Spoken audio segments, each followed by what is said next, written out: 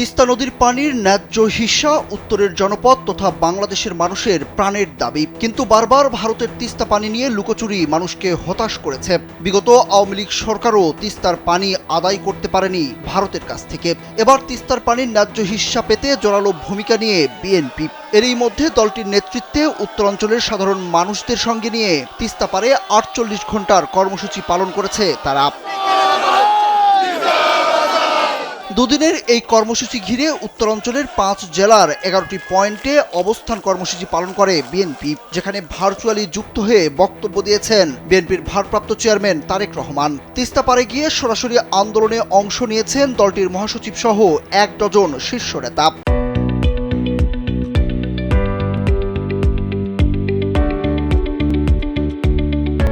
বিএনপির শীর্ষ নেতৃত্ব সহ দলটির নেতাকর্মীদের সরব উপস্থিতি স্বতঃস্ফূর্তভাবে অংশ নিতে দেখা গেছে লাখো মানুষকে, যাকে উত্তরের এই জনপদে বিএনপির রাজনীতির পালে নতুন হাওয়ার ইঙ্গিত বলে মনে করছেন সংশ্লিষ্টরা। লন্ডন থেকে ভার্চুয়ালি কর্মসূচিতে যুক্ত হয়ে বিএনপির ভারপ্রাপ্ত চেয়ারম্যান তারেক রহমান তিস্তার পানির হিস্সা আদায়ে ভারতের প্রতি কঠোর মনোভাবের বিষয়টি স্পষ্ট করেন। দাবি আদায়ে আন্তর্জাতিক মহলে যোগাযোগ ও প্রতিবেশী দেশের সঙ্গে আলোচনার জন্য অন্তর্বর্তীকালীন সরকারকে তাগাদা দেন তিনি। পাশাপাশি ক্ষমতায় গেলে তিস্তা মহাপরিকল্পনা বাস্তবায়নে সব রকম উদ্যোগ গ্রহণের প্রতিশ্রুতিও দেন তারেক রহমান। এই দেশ বেঁচে থাকলে আমরা সকলে থাকব। এই দেশ বেঁচে থাকলে আমরা আমাদের ভবিষ্যৎ প্রজন্মের জন্য সুন্দর ভবিষ্যৎ, ভালো একটি বাংলাদেশ গড়ে তুলতে পারবো। আসুন, স্লোগান একটাই, শপথ একটাই, জাগো বাহে তিস্তা বাঁচাই, জাগো বাহে দেশ বাঁচাই। এবং এই যে তিস্তার মহাপরিকল্পনা, এটিকে যদি বাস্তবায়ন করতে হয়, একটি দলই করতে পারবে বাংলাদেশে, সেটি হচ্ছে শহীদ জিয়ার দল, খালেদা জিয়ার দল, আপনাদের দল, বাংলাদেশ জাতীয়তাবাদী দল। তিস্তা নদী রক্ষা আন্দোলনে বিএনপির শীর্ষ নেতৃত্বের সম্পৃক্ততা এবং তারেক রহমানের দেওয়া বক্তব্যকে ইতিবাচকভাবেই নিচ্ছেন এই জনপদের মানুষ। আন্দোলনে যোগ দেওয়া সাধারণ মানুষ বলছেন, তাদের দীর্ঘদিনের আন্দোলনে বিএনপি এগিয়ে আসায় তারা নতুন করে স্বপ্ন দেখছেন। আগামী দিনে সরকার গঠন করলে বিএনপি তাদের দাবি পূরণে কাজ করবে বলেও আশা তাদের। কর্মসূচিতে দেওয়া বক্তব্যে ভারতকে পরিষ্কার বার্তা দিয়ে বিএনপি মহাসচিব মির্জা ফখরুল ইসলাম আলমগীর বলেন, বাংলাদেশের মানুষের সঙ্গে যদি বন্ধুত্ব করতে চান তাহলে তিস্তার পানি দেন, সীমান্তে গুলি করে হত্যা বন্ধ করেন, বড় দাদার মতো আচরণ বন্ধ করেন। আমরা আমাদের হিস্সা বুঝে নিতে চাই, ভারতের সঙ্গে বন্ধুত্ব করতে চাই, কিন্তু সেই বন্ধুত্ব হবে সম্মানের সঙ্গে।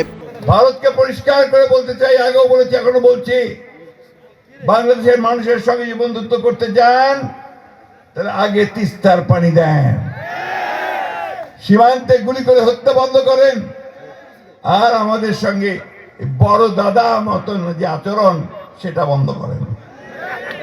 আমরা আমাদের পায়ের উপরে দাঁড়াতে চাই, আমরা আমাদের হিস্সা বুঝে নিতে চাই, আমরা অবশ্যই ভারতকে একটা বন্ধু ভাবে দেখতে চাই, কিন্তু সেই বন্ধুত্ব হবে সম্মানের সঙ্গে, আমার যে পাওনা সে পাওনা বুঝে দেওয়ার সঙ্গে।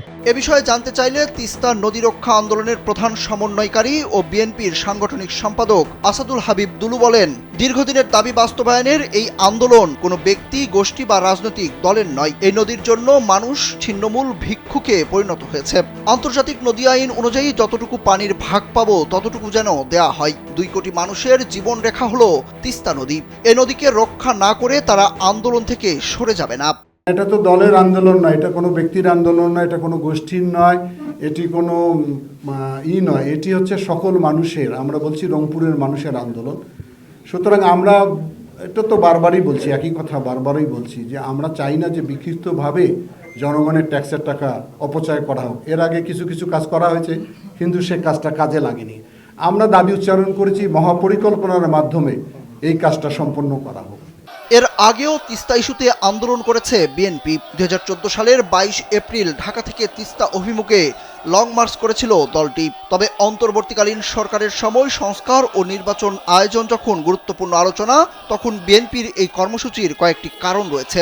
এর মধ্যে অন্যতম হলো নির্বাচন ঘিরে এই অঞ্চলের মানুষের আস্থা অর্জন, তিস্তার পানি চুক্তি ও প্রকল্প বাস্তবায়ন নিয়ে আন্তর্জাতিক সমর্থন তৈরি করা এবং আগামী দিনে সরকারে এলে নিজেদের পররাষ্ট্রনীতি কি হবে তা স্পষ্ট করা। সুরুজ আহমেদ, কালবেলা।